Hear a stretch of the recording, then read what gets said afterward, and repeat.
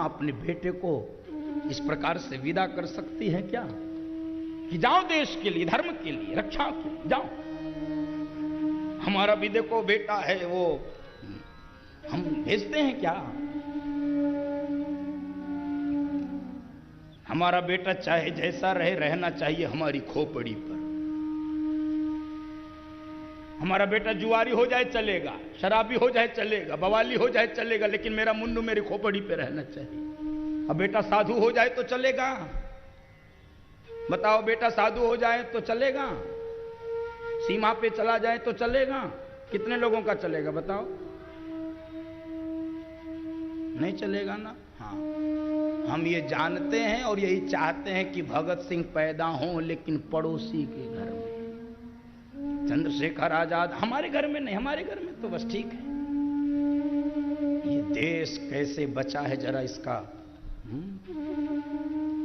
एक बार बोध हो जाए हम लोगों को, बोध हो जाए, बोध हो जाए।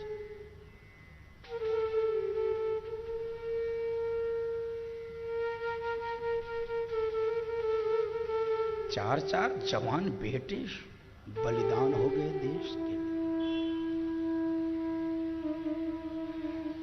और भगवान यहां से चले हैं कौशल्या मां के पास से सीधे पहुंचे हैं जानकी जी के पास। जानकी जी के पास पहुंचे। जानकी जी को बहुत प्रकार से समझाया जा रहा हो, जानकी कैसे रहोगी जंगल में? तुम राजा की बेटियों कभी कष्ट नहीं सहन की हो, कैसे रहोगी? तुम यहीं पर रहो। और भगवान कहने लगे, जानकी मेरे माता की ये स्थिति, मेरे पिता की ये स्थिति, और मैं वन में जा रहा हूं 14 वर्ष के लिए, और मैं आज अपनी मां के प्राण तेरे साड़ी के पल्लू में बांध कर जा रहा हूं। मेरी मां को जब मेरी याद आए तो मेरी पुरानी पुरानी कथाएं सुनाकर मेरी मां के दिल को बहलाना। और सुनो जानकी, 14 वर्ष के बाद जब मैं लौट कर आऊं तो मेरी मां के प्राण मुझे सुरक्षित चाहिए, मेरी मां के प्राण मुझे सुरक्षित चाहिए।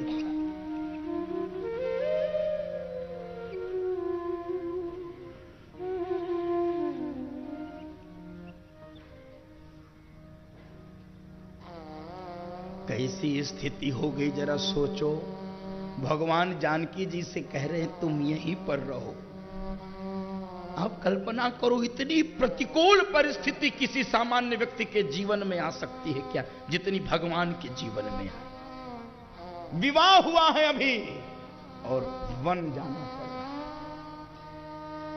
है। जानकी जी ने कहा मुझे यहां पर रहने में तो कोई आपत्ति नहीं, लेकिन प्रभु शायद आप एक सिद्धांत भूल रहे हैं। जिया पीनु देह न दे पीनु बारी, जिया पीनु देह न दे पीनु बारी, तैसी अनाथ पुरुष पीनु नारी,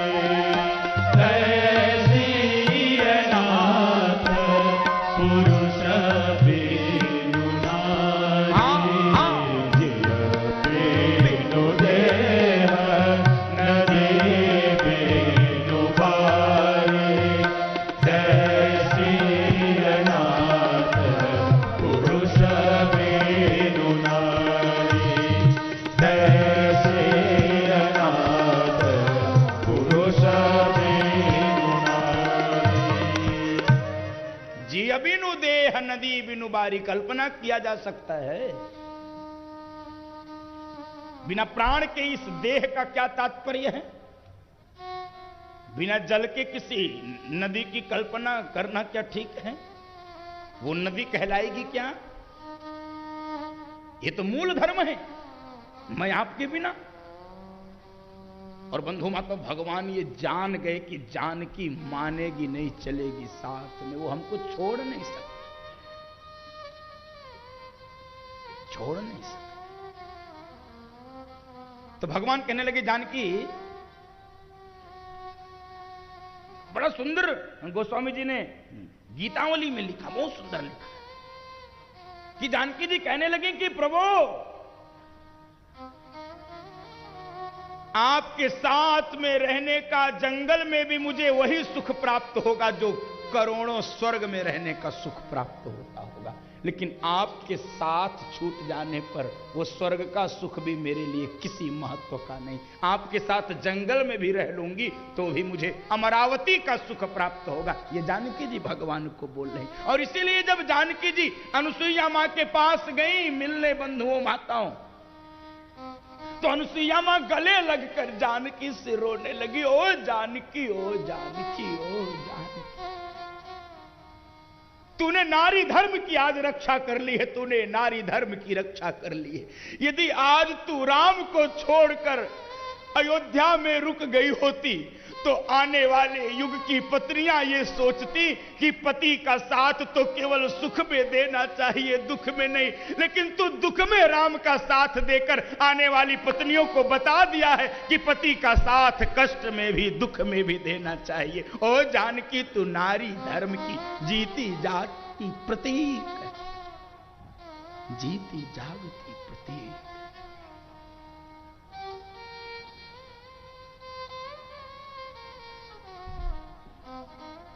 भगवान ने जानकी जी से कहा, जानकी कुछ 19-20 हो, उसके पूर्व ही हमको वन में चलना पड़ेगा, उसके पूर्व ही हमको वन में चलना पड़ेगा।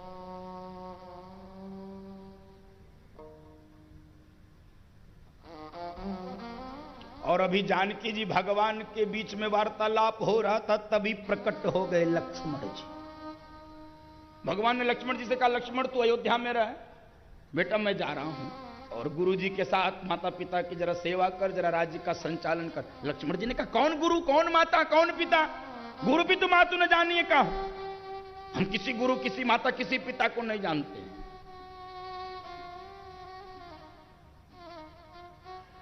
और हमको छोड़ के तुम वन में जाना चाहते हो? प्रभु ये आपके मन में भी कैसे बात आ रही है?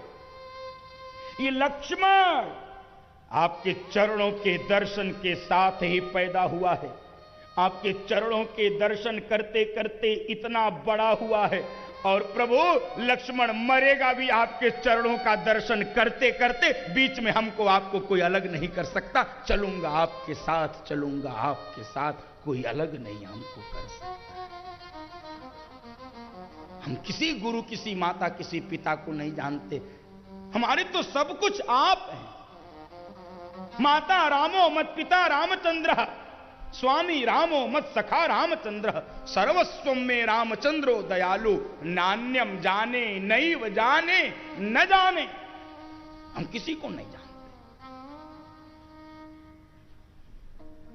भगवान को लगा लक्ष्मण मानेगा नहीं, और इसको थोड़ा समझाना भी कठिन काम है। काल को समझाना कितना कठिन है, कितना कठिन।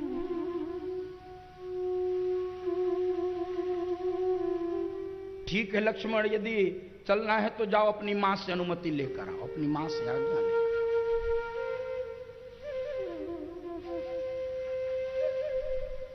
और बंधुओं माताओं, अब रघुवंश की दूसरी मां के चरित्र का दर्शन करो, सुमित्रा मां का। कौन है ये सुमित्रा मां? क्या चरित्र है उसका, क्या चरित्र? लक्ष्मण जी आए हैं, देखो कितनी भोली मां, इसको कुछ पता नहीं। बेटे वो ये राज्याभिषेक के उत्सव को क्या हुआ, ये बाजे क्यों बंद हो गई, ये शोर शराबा क्यों बंद हो गया, ये मामला क्या कुछ समझ में? मां, अयोध्या का भाग्य फूट गया, राज्याभिषेक का उत्सव टल गया है, और मां पिता के आज्ञा के पालन के लिए भगवान 14 वर्ष के लिए वन में जा रहे हैं, और साथ में जानकी जी भी। और सुनो मां, मैं भी,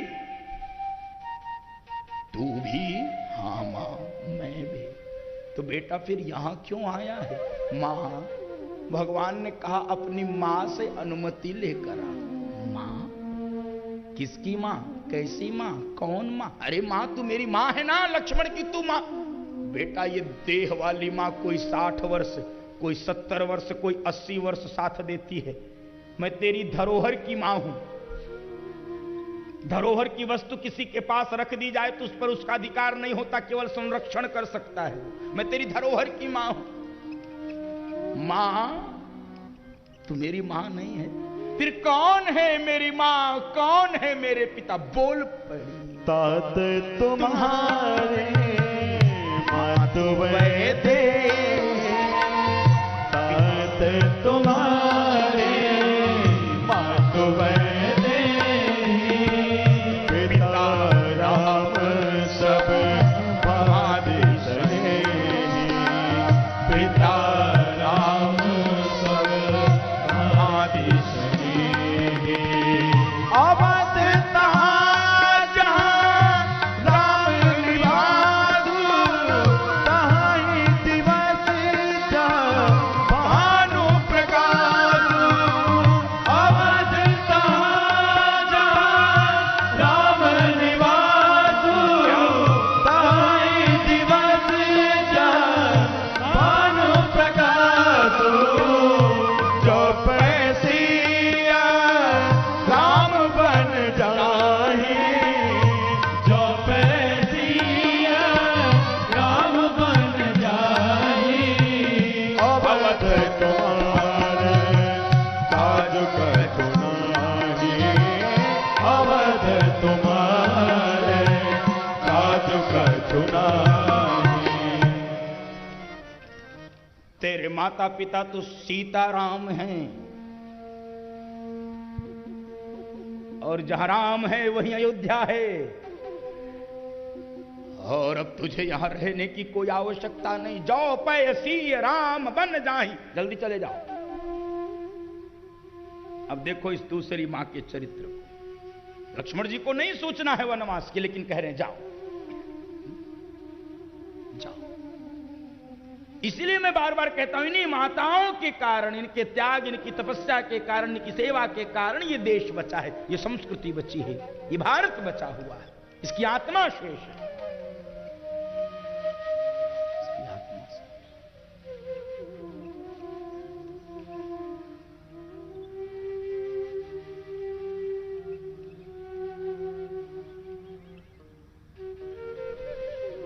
इसकी आत्मा।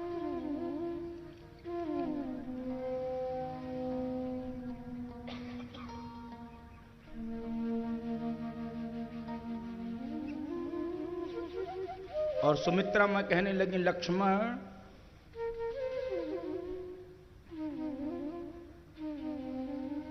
ओ लक्ष्मण, तुझे क्या लगता है कि राम कैकेयी के कारण वन में जा रहा है? हाँ मां, सारी अयोध्या तो यही बोल रही है। नहीं नहीं, राम कैकेयी के कारण नहीं जा रहा। मां, किसके कारण? तुम रे ही भागो राम बन जाहि, तुम रे ही भागो राम बन जाहि। तो सर है तो तात कछु नाही, तो सर है तो तात कछु नाही। तुम्हारे कारण? मां, मेरे कारण मैंने क्या किया? अरे तूने कुछ किया नहीं, तू जानता नहीं है। क्या मां?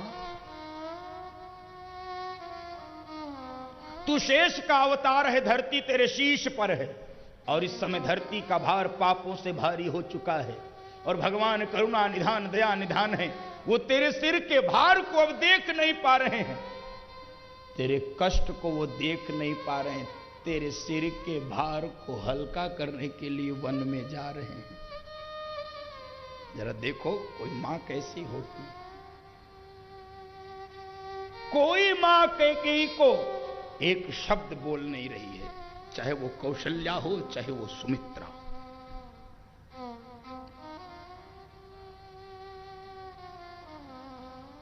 इसलिए भगवान वन में जा रहे हैं। और सुनो लक्ष्मण, यदि भगवान तेरे कारण वन में जा रहे हैं, राम तेरे कारण वन में जा रहा है, तो तेरी भी जिम्मेदारी कुछ बढ़ जाती है, तुझे भी कुछ प्रण करना पड़ेगा। क्या मां? कि बेटा जागृत और स्वप्न में भी राम की सेवा में कोई विकार नहीं आना चाहिए, कोई व्यवधान नहीं, कोई बाधा नहीं, कोई कठिनाई नहीं पहुंचनी चाहिए। जागृत और स्वप्न में भी कोई विकार नहीं आना चाहिए। मां, जागृत में तो कोई विकार नहीं आएगा, मुझे अपने ऊपर भरोसा है, लेकिन तू स्वप्न का भरोसा कैसे चाहती है? स्वप्न में तो अनचाही बातें भी आ जाती हैं मन में, जो बातें व्यक्ति नहीं भी चाहता उसके स्वप्न में वो बातें आ जाती। तो स्वप्न का भरोसा, हाँ मां, स्वप्न का भरोसा कैसे तू? बेटा, स्वप्न का भरोसा चाहिए। जागृत और स्वप्न में भी कोई विकार नहीं आना चाहिए। और बंधुओं, माताओं, जब मां ने कहा तो जाग गया है लक्ष्मण जी का वह वैराग्य, वह समर्पण, वह सेवा की भावना, वो त्याग, वो पुरुषार्थ जाग गया। मां, जागृत में तो कोई विकार नहीं आएगा, मुझे भरोसा है, लेकिन तू स्वप्न का भी यदि भरोसा चाहती है तो आज लक्ष्मण तेरे चरणों में बैठकर तेरे दूध की सौगंध खाकर कहता है, लक्ष्मण 14 वर्ष तक सोएगा ही नहीं, न सोएगा, न स्वप्न आएगा, न स्वप्न आएगा, न विकार आएगा। और लक्ष्मण जी 14 वर्ष तक दिन रात जाग कर भगवान की सेवा किए, दिन रात जाग कर भगवान की सेवा की। बंधुओं, माताओं, ऐसे नहीं कोई लक्ष्मण बनता है।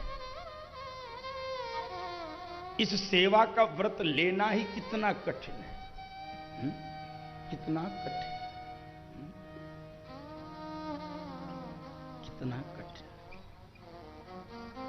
संकल्प ले लिया 14 वर्ष तक भगवान की सेवा में कोई विकार नहीं आएगा। और सुमित्रा मां ने कहा, सुनो लक्ष्मण, चिंतित मत हो, परेशान मत हो, तुझे जंगल में किसी प्रकार की कोई कठिनाई नहीं होगी, तुझे किसी प्रकार की चिंता की आवश्यकता नहीं है। लक्ष्मण जी ने कहा, क्यों नहीं है?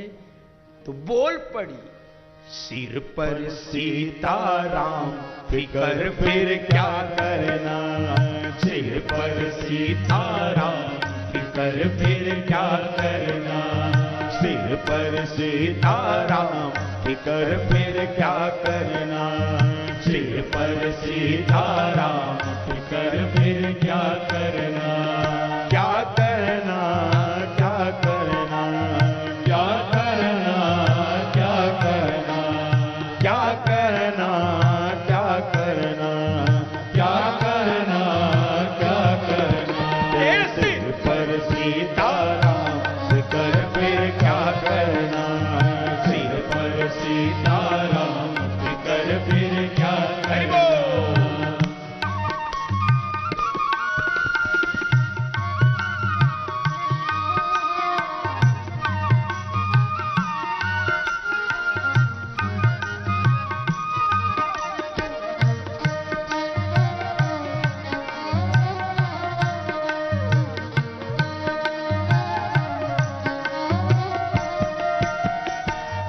रघुवर श्री जानकी मैया, पितु रघुवर श्री जानकी मैया, फिर क्यों परेशान हो भैया, फिर क्यों परेशान हो भैया, पितु रघुवर श्री जानकी मैया, पितु रघुवर श्री जानकी मैया, फिर क्यों परेशान हो भैया, फिर क्यों परेशान हो भैया, कटेंगे कष्ट तमाम, फिकर फिर क्या करना, फिर कटेंगे कष्ट तमाम, फिकर फिर क्या करना, सिर पर सीताराम, फिकर फिर क्या करना, तेरे सिर पर सीताराम, फिकर फिर क्या करना।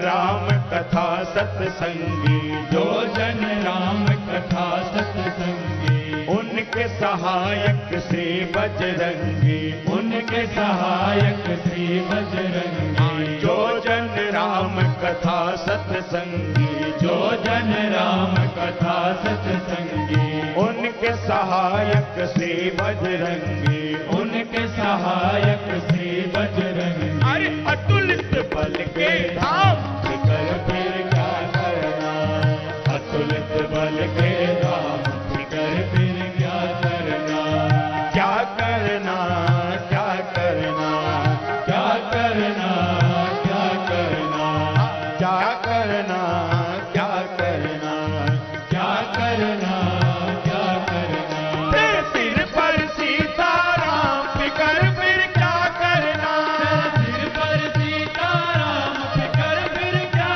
करना, तेरे सिर पर सीताराम फिकर फिर क्या करना, तेरे सिर पर सीताराम, फिकर फिर क्या करना, तेरे कटेंगे कष्ट तमाम फिकर फिर क्या करना, तेरे कटेंगे कष्ट तमाम, फिकर फिर क्या करना, तेरे बनेंगे बिगड़े काम फिकर फिर क्या करना, तेरे बनेंगे बिगड़े काम, फिकर फिर क्या करना, तेरे सिर पर सीताराम फिकर फिर क्या करना, तेरे सिर पर सीताराम, फिकर फिर क्या करना।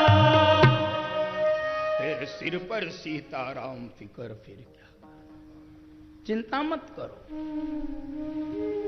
चिंता मत करो बंधुओं माताओं, हम सबके लिए सूत्र है, जो जन राम कथा सत्संगी, उनके सहायक श्री बजरंगी। अतुलित बल के धाम फिकर फिर क्या। और लक्ष्मण जी यहां से मां को प्रणाम करके चल रहे हैं, लेकिन लक्ष्मण